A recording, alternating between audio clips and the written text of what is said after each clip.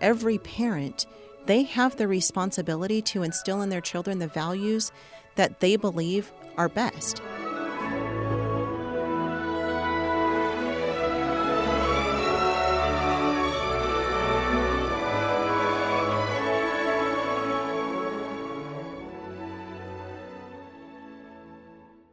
Hello, and welcome to the Arts of Language podcast with Andrew Pudewa, founder of the Institute for Excellence in Writing, or as many like to say, IEW.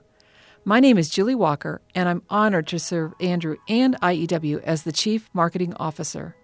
Our goal is to equip teachers and teaching parents with methods and materials which will aid them in training their students to become confident and competent communicators and thinkers.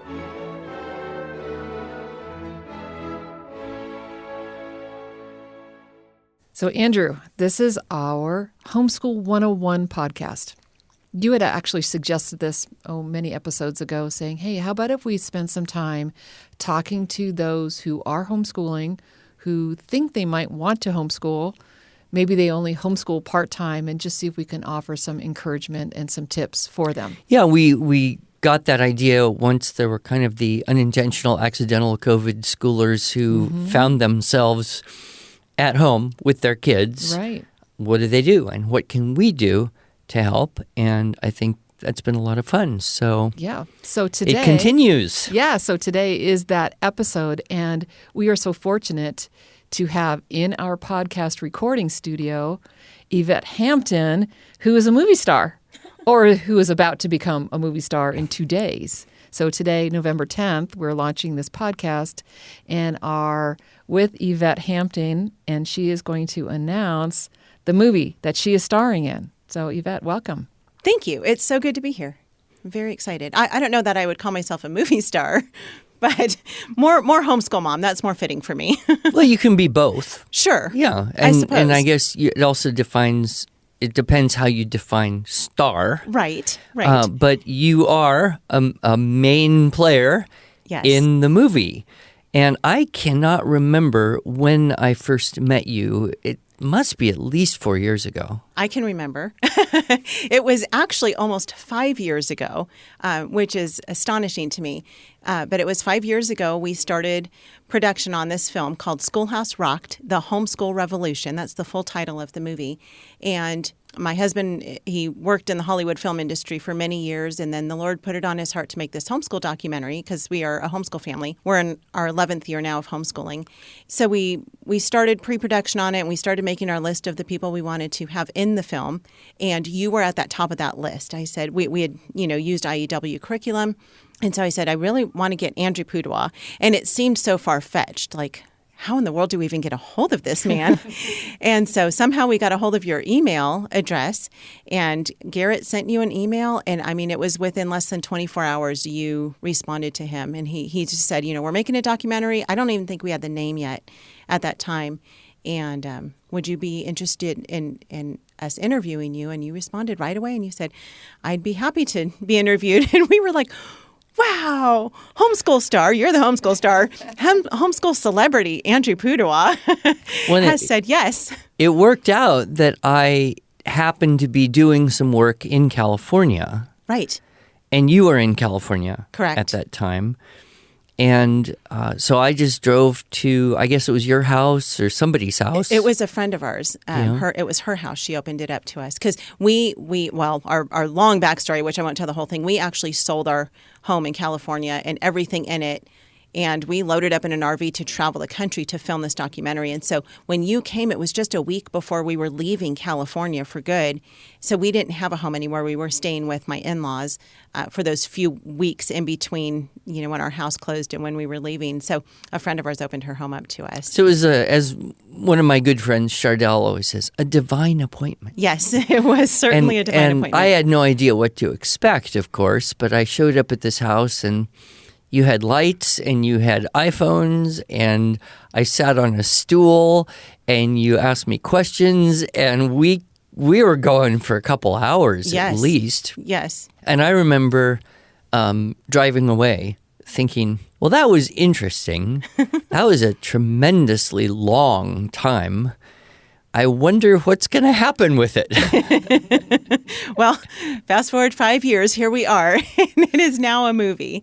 And we did use real cameras as well. We didn't use just the iPhones, but actually part of the movie was filmed on iPhones. Right. And so, you had a bunch of cameras. Cameras, lights, everything. I just remember thinking to myself, because I've done a little bit of video editing on my side, I thought, that's going to be a nightmare to figure out, of all that, what to use. I had no concept of the magnitude, the scope, the extent of video Oh, yes. what would be future perfect tense, will have had collected by the time you did it all. Yes. Well, we filmed all the way from December of 2016 when we filmed our first interview with you until summer of 2019 when we filmed with Heidi St. John. She was our last interview. And so... And you crisscrossed the country. We did. Twice, actually. Twice. And you met a whole lot of my friends. Yes. Actually, it was really interesting because I don't know if you remember this, Andrew, but when you came and you interviewed with us, at the end, like I said, you were our first kind of big interview. And so at the end of your interview, you said, well, if I were going to do this, here are some of the people I would consider. And I think we may have even asked the question, who would you have? And so you made a list of people for us. And several of those people ended up in the movie because we really trusted you. And we said, well, if Andrew said they should be in the movie, let's pursue those people. And so I mean, a good handful of those people are in it, including your buddy, Andrew Kern, Sarah McKenzie, Dr. Christopher Perrin. But the one that you said at the very end was you said, if you get anyone in this movie, it must be Heidi St. John. You've got to get Heidi St. John in the movie. And I knew who she was, but again, it seemed so far-fetched. And we were like, well, okay. And so we just prayed our way through it. And the Lord opened the doors and allowed us to be able to get all of those people plus many more in the movie as well. Plus many more. In fact, I had the great privilege and joy of being able to preview the not quite finished, but pretty close to finished version. And I was just amazed. I was astounded at how you weaved all these different dialogues of people and their stories, and then your story and your family. And another kind of fascinating little coincidence was I had been listening to a podcast, not a homeschool thing at all, not even on education. It was just a podcast. And I heard Carol Swain. And I was so impressed with this woman and her story. Right. And I tried to read about her, and I thought, oh, man, she'd be one of the most interesting people in the world to talk to. And then I saw your movie, and you had her in your movie. I thought, if Yvette can get Carol Swain in her movie, I could get Carol Swain on a podcast. So we tried that, and we Skyped her in, and it was perfect. So let's back up a little bit. You said that Garrett felt, okay, we have to make this movie. What was the conversation there in the very beginning? Like, we want to make a movie about homeschooling. Why? Sure. Well, the reason really that the Lord put it on his heart was because we said we would never homeschool. We had been married for 11 years before our oldest daughter was born. And for 11 years, we said we would never homeschool. That's not for us. Homeschoolers are weird.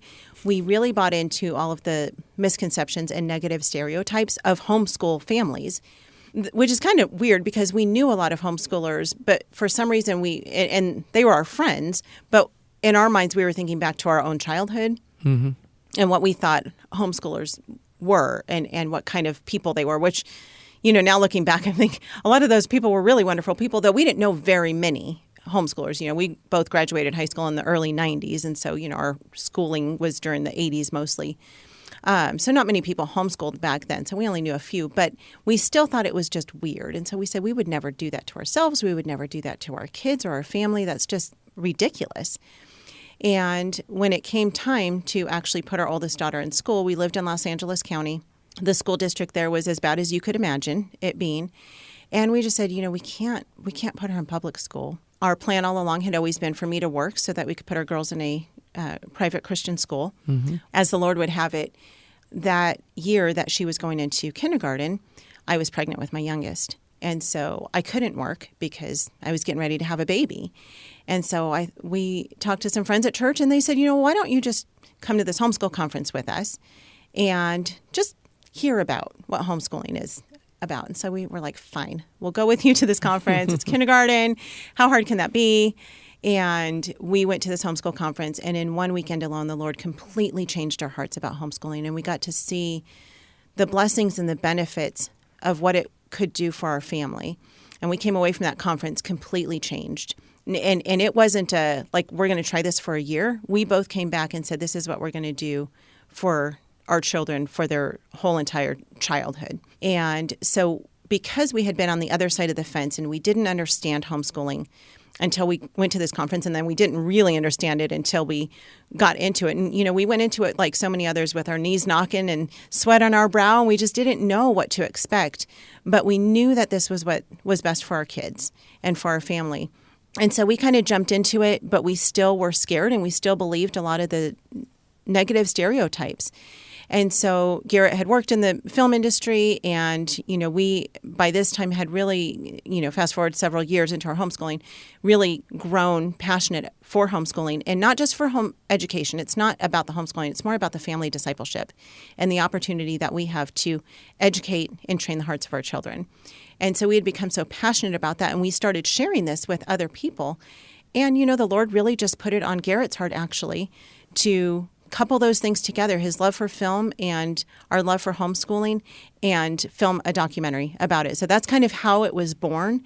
And at the same time, we felt like the Lord was calling us to leave California, and we had no idea where we would go, but we just said yes. And we sold our house and all of our stuff, loaded up in the RV, like I said, and we started traveling. And we really wanted to get a very broad perspective of what homeschooling was, not just in California, but nationwide. And so you were starting homeschooling, and then you gravitated into RV schooling. I mean, essentially, Yes, you're living sure. in an Yes. RV. Mm-hmm. So that must have had some complexities to it. You've got a schedule. You're on the road. You've got the two girls. You're juggling curriculum and life. And what would you say were some of the most significant life lessons, experiences that your whole family had during the 4 years of travel? Sure. Well, man, it's been incredible because, one, instead of just looking at a map, we got to drive the map. And our girls have now been to, I think, 32 states of the 50, which is incredible. Most adults haven't done that. And some of them have been driving through. Some of them have been just driving through the states. But it's been really exciting to get to actually drive this great country. I mean, it's incredible to see God's creation. So that's been a really fun thing. But one thing that we really realized was when we had our house, we had a beautiful schoolroom. I mean, it was literally the Pinterest schoolroom that every mom desires. The walls were colorful. I had all the posters. I had a massive bookcase with every book imaginable. I had a closet full of crafts and games and everything. And when we moved, we had to sell all of that because obviously, I mean, that room was bigger than our entire RV. Oh, my. And so we had to get rid of it. And so we had to pare down to what was really necessary. And I will tell you, I had less stress homeschooling with a smaller amount than I had with an entire schoolroom full of curriculum and books and games and crafts and all the things that we think we need. And we, like so many other pretty much like every homeschool mom I know, we go into it thinking that we need to make our schoolroom look like a classroom. We need to make our homeschool run like a classroom because it's what we grew up with. And we realized very quickly being on the road that God's creation is the classroom. Our family is really the one who gets to set what the curriculum is, and we get to decide what is the most important thing. And one of the greatest things when we interviewed, actually, the very beginning of our interviewing, we interviewed a lady named Debbie, and she said, if all I ever had was the Word of God to teach my kids everything they needed to know, it would be enough. And that really stuck with me because I realized, curriculum is great. Of course, we still use IEW and, several other things, for teaching the different subjects. But if all we ever had was the Word of God, it would be enough. And so that was the biggest lesson I learned is we don't need all of the things. Yeah, one of Oliver DeMille's 7 Keys of Great Teaching, which I've spoken on from time to time, is simple, not complex. If you're trying to do too much with too much to accomplish too much, you end up getting less done. And Chris Perrin loves to quote the Latin, more in less, multum in parvum, that in a way, simplicity is the key to better understanding, better depth, Right. better experience. Right. And Lee Bortons gave a talk I happened to be at just a few months ago, and she said, just look at the world around you, and you see the resources you have. Right. And yeah, you may not have all of the resources you wish you had, but what you do have, parks, museums, Right. libraries, friends, and I'm sure you experienced that. The girls, of course, must have had kind of a very different life from being in one place with one group of friends Right. to meeting friends all over the place, which I think is kind of cool because, as they get older, they will know people in dozens of different Oh, cities, and these will be relationships that they can touch on. Absolutely. And lead to more adventures, I would guess. Yes. Yeah. It has been a great privilege to get to meet so many people all over the country. We are from Southern California, and that was our bubble, and that was our comfort zone. And so we didn't venture out much outside of that. There was no real need to. And so all of our friends and family, for the most part, were there unless they had moved out of state. And now that we are out of there and have gotten to travel and go to conferences and conventions and, interviewing different people, things like that, it has been such a blessing to really build these strong friendships with people, like you said, literally all over the country. The bummer is that we have friends everywhere. And sometimes, I just want to go have coffee with this one person, and I can't because they're 2,000 miles away. Right. Yeah, we have to have virtual Right. coffee. Yes. So the movie is finished, and it's going to be released in a couple days. Yes. Sarah. What's the official day? Friday, November 12th. November 12th. Yes. And who should watch this movie?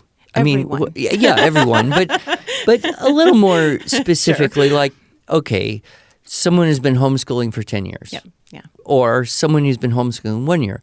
Or someone who is right now thinking about beginning homeschooling. What could each of these different kind of groups of people gain from experiencing your movie? We were very intentional when we wrote the narrative of the movie. It's not scripted, of course, because it's a documentary, but the narrative is scripted. And that actually kind of came in after all of the interviews, but we still had our storyline. And we were very intentional about wanting to meet the needs of all of those different groups of people. And so you've got the parent who's maybe they've thought about homeschooling, but they don't really know because they don't understand it like we didn't. And they have all these misconceptions. They believe things about home education that are probably not true. Some of it might be true. It's hard. I'm not going to say it's the easiest thing I've ever done. It's certainly not. No homeschool veteran will ever tell you that. But bring in those new homeschool moms or those who are just considering it and give them the hope and the encouragement that they need. If God's calling you to do this, which He is, He will equip you with everything you need to accomplish what He's called you to do. So there are the parents on that side. Then there's the new homeschool mom who just needs that boost of encouragement that you can do this, you can stick with it. And here are all of these testimonials of people who have done that and who have done it very successfully. Then you've got the veteran homeschool mom who kind of falls into that same category. She's maybe been homeschooling for, 15 years, and she just also needs that encouragement. Keep going. Just keep going. It's worth it. Just keep going.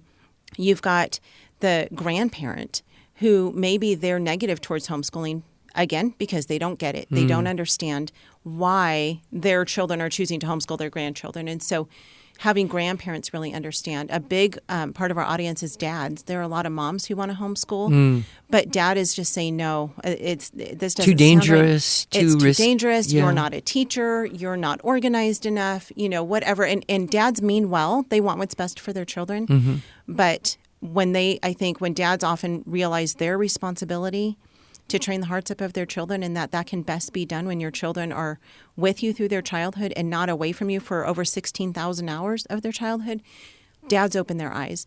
I'll tell you, though, the most exciting audience and the most exciting response we've gotten from our test screening, and this was not one that was ever written into our idea of the movie, and not anything I had ever considered.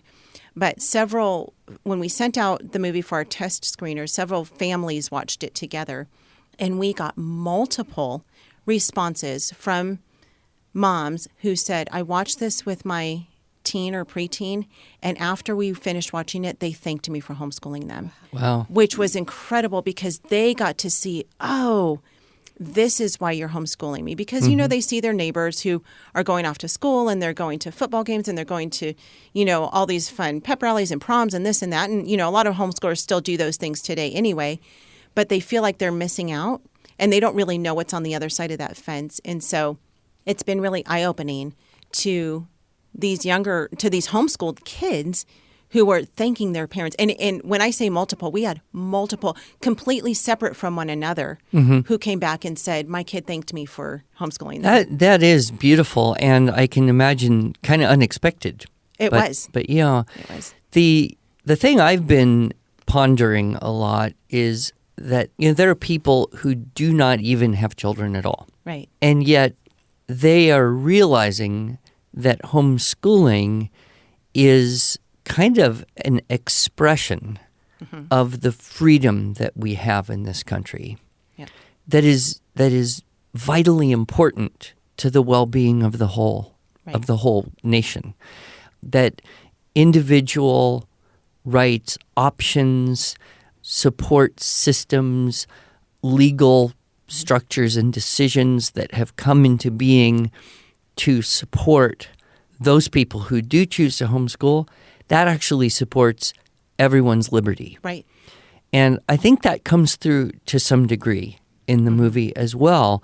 So I'm hoping that, just general people who are interested in keeping America free, right, educational choice and options. And of course, there's more and more kind of big names that are pointing to homeschooling as kind of an expression of the fundamental right of parents to direct the upbringing and education of their children. Right. Because no matter what you believe, your beliefs are what your family believes. And so every parent should have the right, and not just the right, they have the responsibility to instill in their children the values that they believe are best. And so you can put them in a school that's teaching them everything contrary to what you believe as a family. In our family, of course, we're a Christian family. We want to teach our girls everything from a biblical worldview. So why would we put them in a classroom that's teaching them everything contrary to what we believe to be true? And it's true. I mean, no matter who you are, what you believe, every parent has the responsibility to bring up their children the way that they believe is the best way. Right. And what we're seeing in the broader homeschool world is more people are coming to that realization, even though there's a wider range of belief systems. Right. Right? And we know Muslim families that are choosing homeschooling in a way for the same reasons that the traditionally Christian homeschoolers have gone about it. And so I'm hoping that there will kind of be this buzz, this word of mouth. I will confess to you, I did not expect that I would watch the whole thing. And I'll tell you. Were you just looking for your parts in the movie? No. I mean, if there's any part I would have liked to skip, it was watching myself, which I try to avoid always. But I have noticed a lot of books that I buy, they're about twice as long as they need to be. And I don't read them all. I've stopped in the middle of various films and things because, time is valuable. I'm getting older every day. I have less and less of it available, and I don't want to read half a book that doesn't need to be read. Right. So I kind of went in thinking, I wonder how long I will last. And I watched the thing to the very end. Wow. And the very end is the best part. It is. I mean, you structured it well. It is a long movie, but it kept my attention. And that's a huge success. I would just say, congratulations on that. Thank you. There are a lot more people who have probably better attention spans than I do when it comes to that. But I'm kind of curious to know, in the whole process here, what was the greatest, or what were some of the greatest challenges you faced in the making of it? Oh man. From the conception to the final Sure. product. Sure. Probably the biggest challenge was not having a home. Because we traveled so much, it was really fun. But it's interesting because so many people have said to us, "Oh, that's our dream to just travel." And there are a lot of great things about that. We've seen, we've been to all kinds of national monuments now that we never would have gone to. We've been to Mount Rushmore and to the Grand Canyon and all sorts of places. But it's really hard to not be surrounded by your friends and family that you're used to being surrounded by. Mm-hmm. So there is an aspect of it that became very lonely for our family. Even though we had each other, we didn't have our extended family and friends. And so that was difficult for us. I think probably most difficult for our daughters, because they left their friends that they had known, through their childhood. And so that was difficult for them. That was probably the hardest thing. So you really had to keep the vision We did. strong. We did. We're doing this. It's not easy. Yes. But this is a mission. Right. Yes. And then the hardest thing really was that it took so long to finish the movie. And this was so interesting. We didn't know why it was taking so long. We never stopped production. God never put the brakes on production on the movie, but he kept putting kind of roadblocks and delays in the process of getting the movie out and finished. And we couldn't understand why for the longest time, but we knew that God's plan in his time was perfect and that we need not question that. So we just continued to just move forward and do what we were doing. And in the process, we did an online conference. We started the Schoolhouse Rocked podcast. And we started out just to make a movie. God said, well, we're going to just build this whole ministry instead of just a movie. And so he really has built a whole homeschool ministry around Schoolhouse Rocked. And so that's part of why the delays. But really, as we look back now, we see that the delay was all about today. It's all about parents now have their eyes and their hearts and their minds more open to homeschooling than they ever have in the history, I think, of America because of COVID. And a lot of people have brought their kids home because, of mask wearing or, some sort of mandate that they don't agree with, not realizing the benefits of homeschooling. And so they brought their kids home, maybe not for the reasons that we brought our kids home, but once they brought them home, they realized, oh, wow, I can actually do this. And wow, I actually really enjoy being with my children. And so it has been such a blessing, as hard as it's been to wait the 5 years for the release of this movie. It's been a blessing to watch God provide through the whole thing and then to see it come out in his perfect timing. And we've now had numerous people say, this is the time. This is when this movie needs to be out. It's God's perfect time. And I certainly think that it is, because parents are more willing to listen now than they were, I think, even 2 years ago. So the name Schoolhouse Rocked, this is, to me, kind of a double entendre, because on one hand, you have this idea of rock, like it rocks, Right. which I don't really like this idiom because I don't really like rock music at all, and I wish it didn't exist, but there is that thing like it's rocking, right? So here we are, homeschooling, and we're rocking it. But there's also that other side of something is losing its foundation. It's being rocked. It's being disturbed. Like the whole institution of schooling in this country is being shaken a bit by this explosion of people that are deciding to keep their kids home for one of many or many of many possible reasons. Right. So was that accidental? Was it intentional? I'm just curious, was there a thought process that led you to Schoolhouse Rocked as the main title of the movie? We went into it really wanting the word revolution to be part of it, but that didn't sound right. Homeschool revolution, or there were so many things that they just weren't catchy. And one day we were talking about the old cartoon Schoolhouse Rock. Oh yeah, and we were in the car. I remember we were driving on the 14 freeway, and Garrett just said, somehow it just came to his brain, and he said, Schoolhouse Rock, Schoolhouse Rocked. And if you look at the cover of the movie, which was actually designed by Graham Pittman from the Circe Institute. He's an incredibly talented artist. Yeah. He designed the cover. And if you look at the cover, it is a family up on a hill with the sun behind them, and it's a silhouette of this family. And it's mom, I think a little girl on dad's shoulders, and then mom's, and dad are holding a little girl's hand. And then off to the right of it is a schoolhouse. And the family is outside of the schoolhouse, and they're standing up on this hill. And there's so much meaning to that because they've rocked the schoolhouse. The schoolhouse is no longer where they're doing school. They're now a family doing life, doing school together.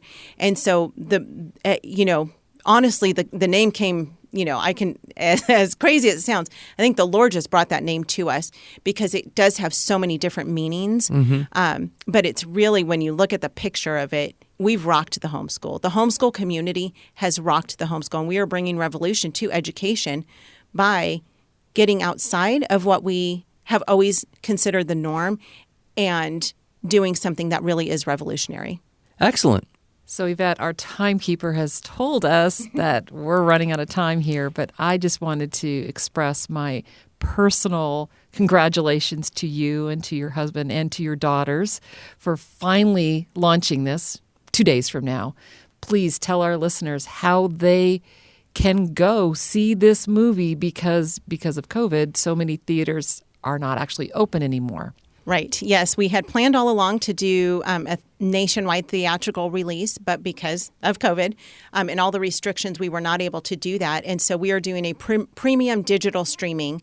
And so basically it's bringing the movie into your home. It's different than doing a, Amazon or Netflix download of a movie, but it's basically bringing the theater into your home. And so people can go to Schoolhouse Rocked, ROCKED, schoolhouserocked.com, and there's a button right on the front page, and they can buy tickets and they can choose a day and time that they would like to watch the movie, and they can invite their friends and grandparents and neighbors over to their home. And instead of taking everyone to the theater, you can stay in your jammies and watch it in the comfort of your own home.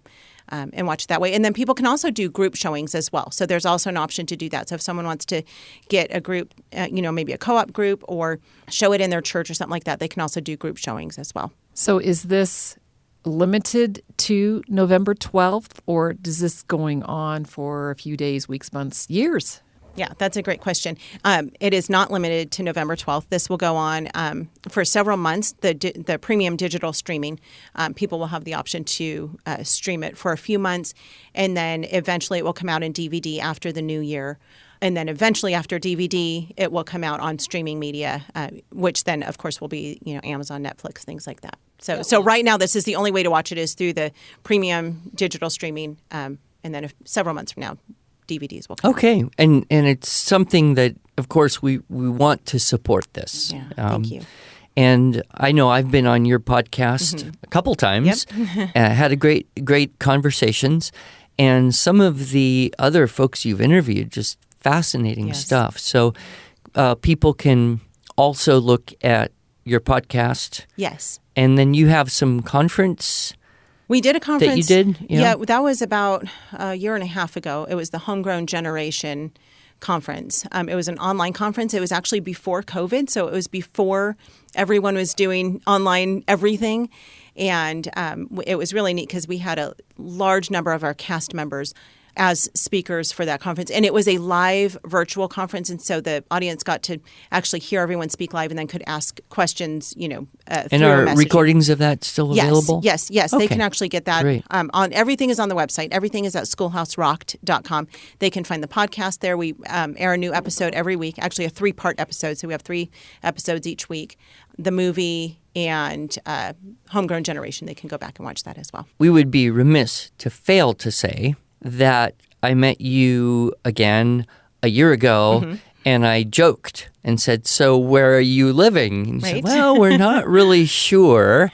And I kind of pitched the idea of Tulsa. Right. And here you are, living in Tulsa. You dragged us and, here. Garrett's been sharing his expertise in film with some of our projects. And I'm just going to be very excited to see what the Lord brings next to you and your family, to let you use your time and talents accordingly. because this has been a delightful thing, but I'm sure you are happy to reach the end of whole process.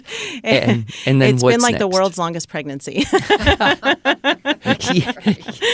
which you wouldn't understand personally, but you. I have daughters. Right. I've watched some and long you pregnancies. Have a Yeah. wife. So yes, we are very excited to birth this baby, and we're excited to be here in Tulsa. We absolutely love it here. This is home for us now. We love it. Super. Well, thanks for joining us today. Thank you so much for having me. It's been an absolute pleasure.